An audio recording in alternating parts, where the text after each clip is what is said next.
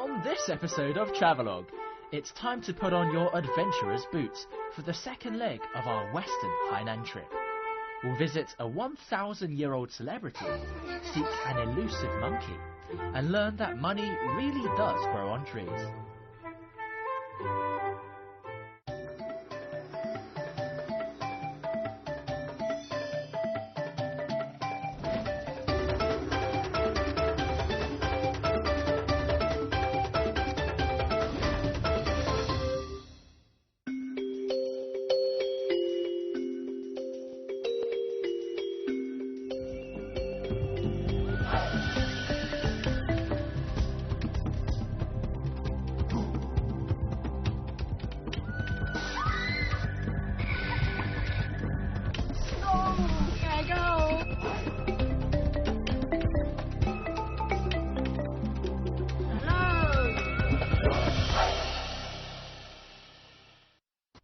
Welcome back to our Hainan series. So, let's continue from where we left off in the last show, Danzhou City. Morning, I hope you've slept well. We are on our way to Zhonghe ancient town, where we're going to visit a very special person. You'll see soon.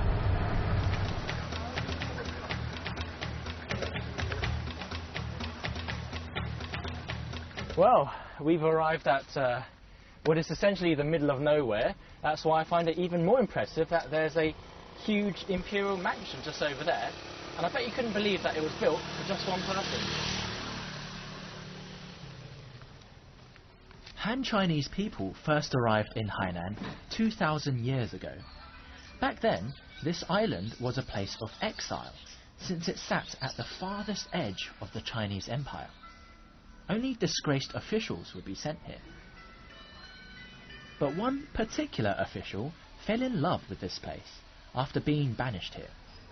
And he was one of China's most famous literary giants.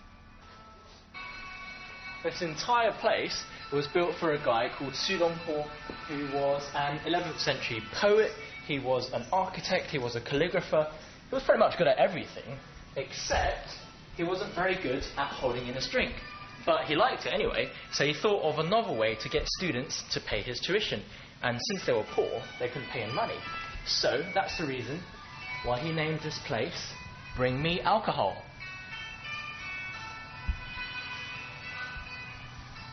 Su Dongpo shot to celebrity status by attaining the highest possible mark in the imperial exam, at the age of 19. Unfortunately, he was an outspoken man, and his criticisms of the imperial court got him exiled here for 3 years. When he first arrived, he stayed at a local government office. He got kicked out. So he camped in the forest. But because he was so nice to the locals, they ended up building him a hut. Over the years, the hut grew to become one of the most prestigious teaching academies in China.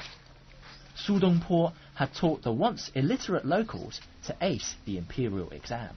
So what do you reckon this looks like? I reckon it's just a flower, but the guy who got Su Dongpo exiled, he was also a poet, and he wrote that this looks like 5 dogs crouching in a flower. And Su Dongpo thought, no, that's ridiculous, that's absolutely silly, it can't be possible. But when he did finally get exiled here, he looked at this, and he realised he was wrong all along. So he called this the puppy flower. The moral of the story is, be careful next time you laugh at someone's poem. Then again, if Su Dongpo hadn't come here, he wouldn't have written his famous poems about Hainan's laid-back way of life. And the people of Danzhou would have lost out on a great teacher too. Today, you'll still find his legacy in the nearby Zhonghe ancient town.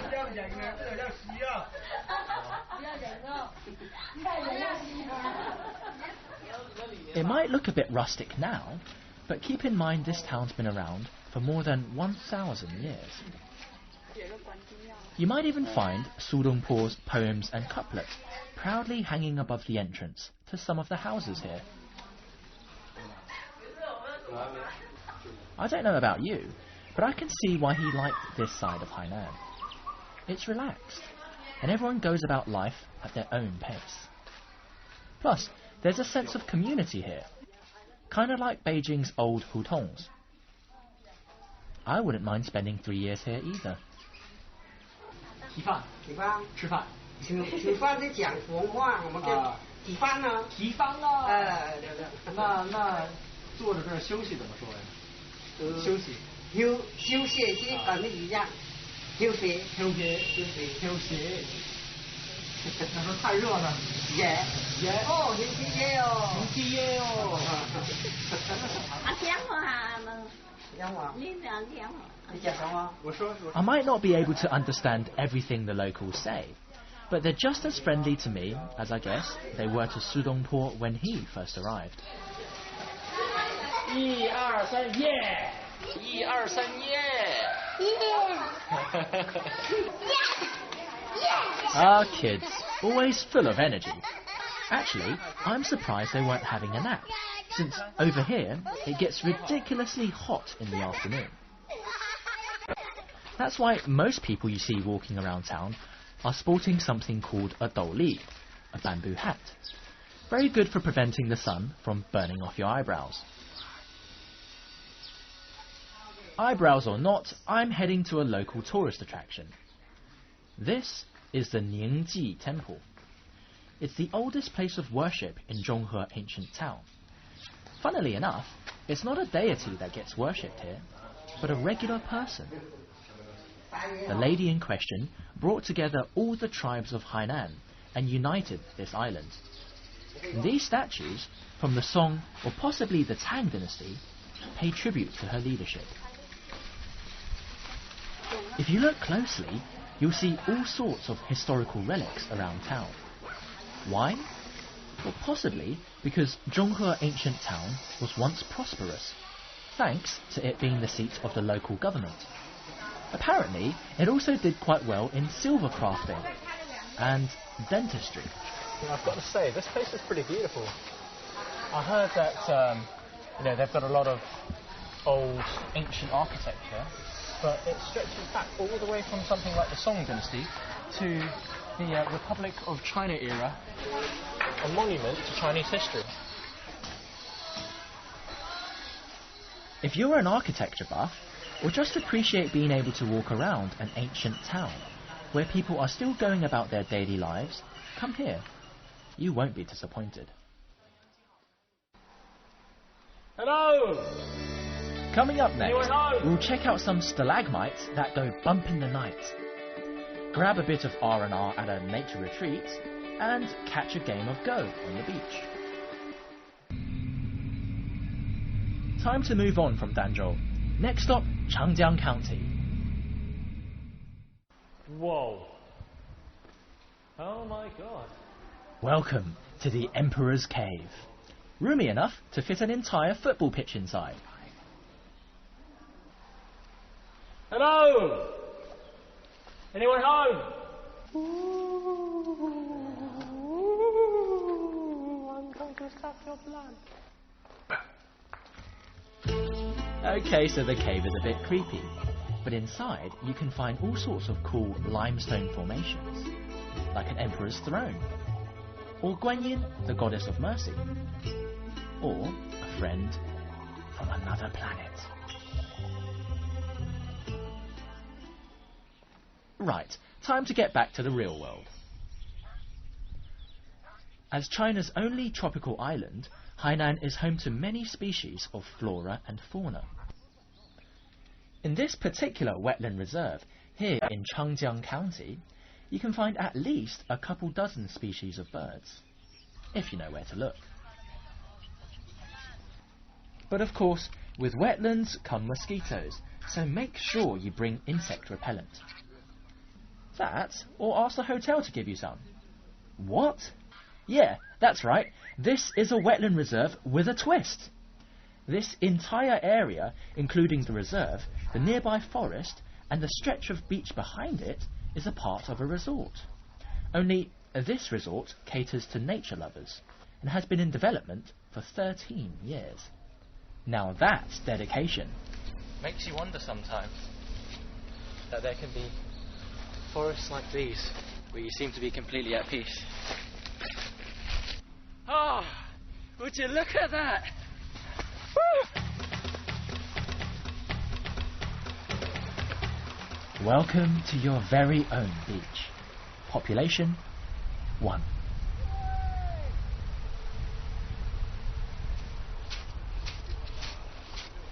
Absolutely beautiful. I can't begin to tell you how amazing that feels. It's like pretty much having your own private beach back there. I mean, look at it. You've got clear turquoise waters, these beautiful sands, and to top it off, there's accommodation right back there, so you can go stay there after you finish suntanning. And we're also close to a wetlands reserve. But I do have to tell you a secret. This place isn't open for business yet, but when it is, I'm sure it will be a proper hit. But in the meantime, if you're craving company, you can stroll down to Qiziwan, which loosely translates to Chess Piece Bay. It gets its name from the colourful pebbles that wash up here. They resemble qizi, the pieces that are used in the game of Go. Although nowadays, you'll probably be making them into a fancy bit of potpourri, rather than actually using them for Go. To each their own. 哎，你好，今天收获怎么样？啊，刚来？嗨。I've got to say, it's a different type of beach it is over here. A bit risky climbing all over these boulders, I'd say, but very adventurous. And I guess it gets even more beautiful around sunset, which is pretty much now. But this kind of beach, this beach, Qiziwan, isn't really popular with tourists outside of Hainan, but the locals come here because it's nice and peaceful, very quiet, and it's just beautiful, really. A great place to watch the sunset, preferably with a loved one, or by yourself, whatever floats your boat. Well, you know how it is with tourist spots. The locals always want to keep the best for themselves, but you know what? I can't blame them.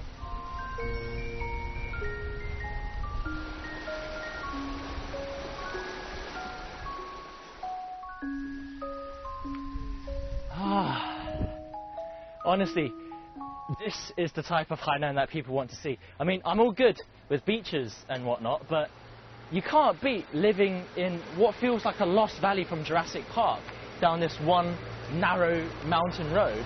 And even if it makes things a little bit less accessible, I still wouldn't swap it for the world. Absolutely, absolutely amazing. From the beach, we've come back into the mountains to visit the Bawangling Nature Reserve. It's home to over 2,500 species of animals and plants, as well as more than 600 types of trees. Also, the world's most endangered monkey, the black-crested gibbon, lives here, although I wouldn't count on spotting any. For now, just enjoy strolling through this natural oxygen bar and getting a closer look at our invertebrate friends. But not too close. That's too close. That's even closer. Nah, I'm not doing that. I'm not doing that. I don't want to get poisoned. Thanks to good conservation, Bawangling has become a haven for scientists. It's also great for tourists, since its well-maintained boardwalks stretch deep into the heart of this reserve. Just don't get lost among its myriad trees. When you come here, make sure to wear long-sleeve shirts and trousers. A hat would also be good against the leeches that sometimes drop from trees. And mosquito repellent is a must.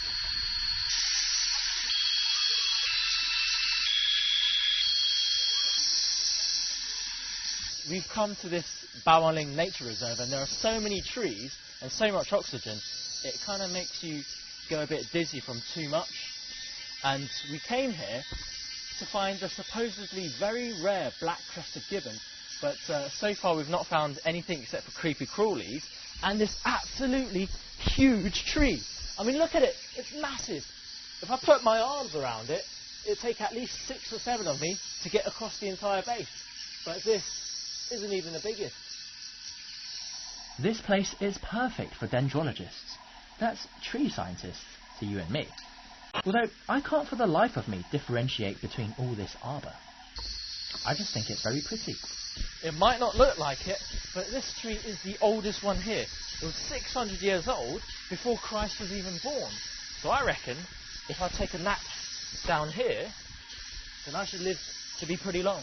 Just fingers crossed, no leeches fall on my face. I feel younger already.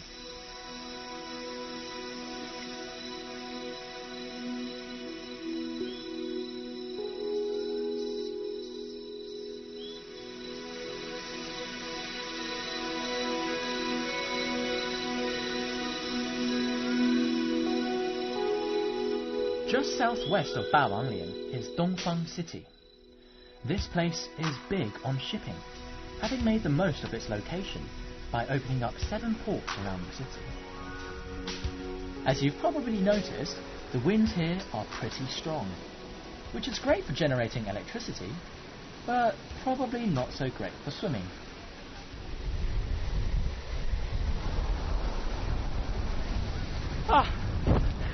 Completely forgot about that. Well, we've reached Dongfang, and if you see that lighthouse behind me, that is the westernmost tip of Hainan Island. And although today we didn't have much luck with any endangered animals, who knows what luck might bring us tomorrow.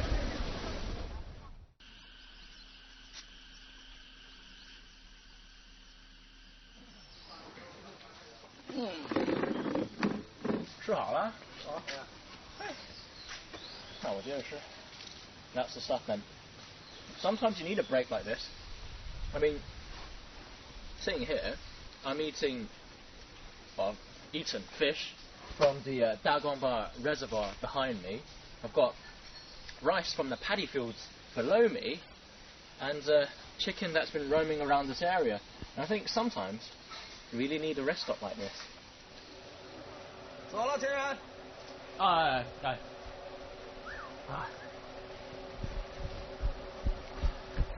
What a tight leash here.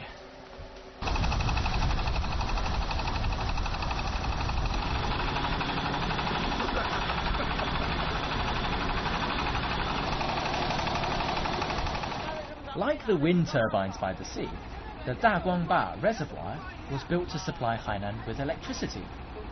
It also supplies water for irrigation, and most importantly, freshwater fish for the villages that dot the reservoir. That's pretty hard to believe that you can get fish this big in this reservoir. 可是这个地方，这个地儿鱼应该越来越少了。哦，钓的挺多的。是吗？这晚上就几十斤了。对，你想这么大，肯定几十斤了。The freshwater fish also makes a welcome change to all the seafood we've been having. It might not look like it, but this reservoir is actually 50 meters deep.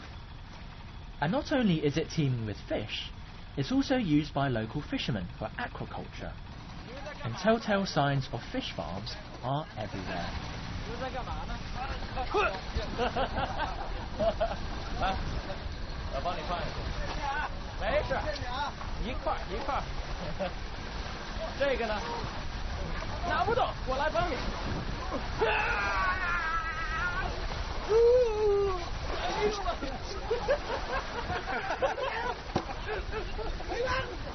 I didn't do that. That wasn't me. What a bunch of jokers. I think it'd be great to work with these guys.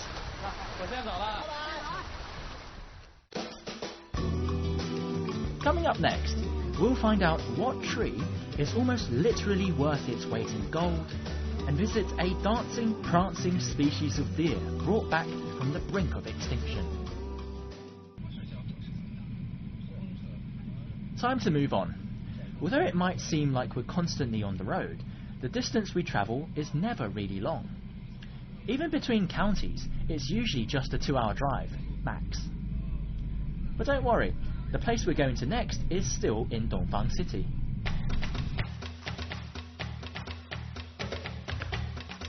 Ta-da! We've arrived! And yes, I know what you're thinking.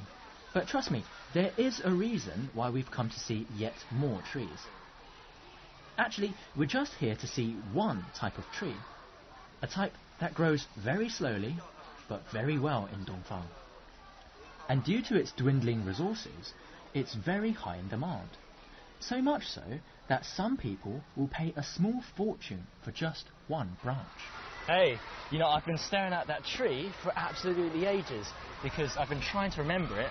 This is no ordinary tree, it's the yellow rosewood, and it's worth a lot of money. Actually, according to experts, the yellow rosewood growing here in Dongfang is meant to be the best, so I've come to see a local artist who pretty much got an entire private collection. 花梨有紫色的、红色的、北色的，还有金黄色的。这花梨它的颜色是多，但是它透明的颜色是金黄的，所以喜欢叫黄花梨。金黄的就比较漂亮。说这个花梨是到底有什么特色？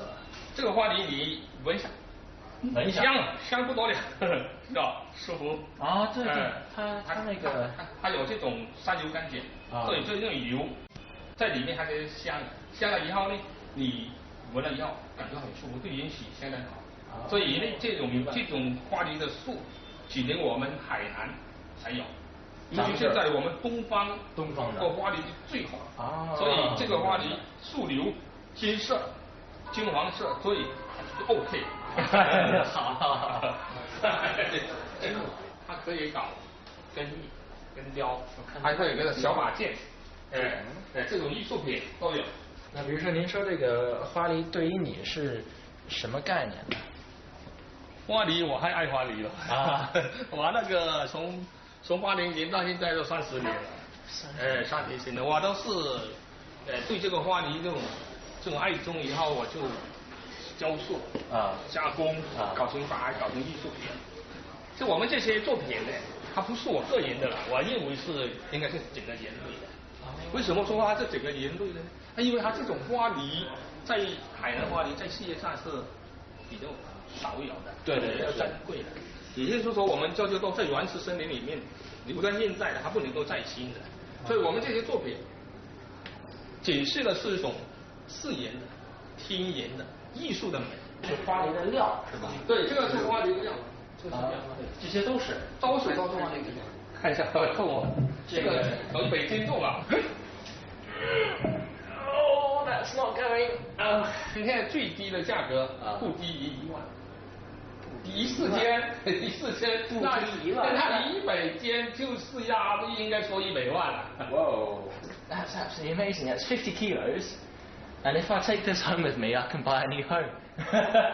But I'm not that bad. But it just goes to show that you never realise how priceless these things are. And I've got my baby too. Thanks, cuz. We're in the search for a special kind of deer, the Datian slope deer. Not quite sure what the English name is. I think it's called Thamin. But we actually don't have to search very far because as soon as we came in, there were loads of them everywhere. Their ears were pricking up and they were staring at us like we were aliens. And I see now, just over there, more. Ha ha! 该吃饭了吧？我能喂它吗？好一喂。它不咬人的，萝卜。地瓜。地瓜。好一喂。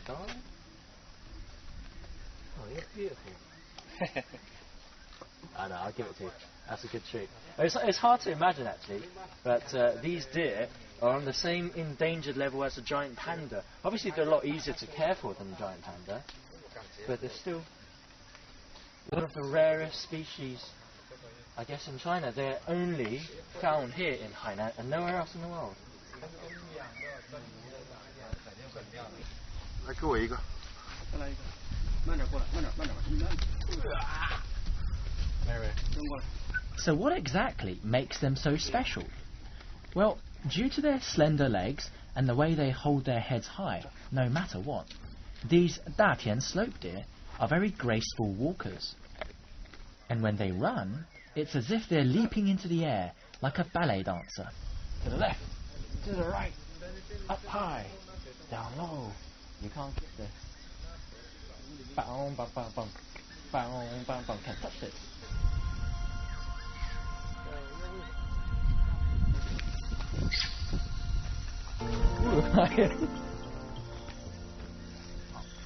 咱们目前还真没看到公的呢。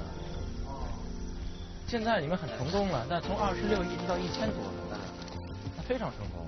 可是也还少，因为这全世界也就在海南这儿有这个头颅。对。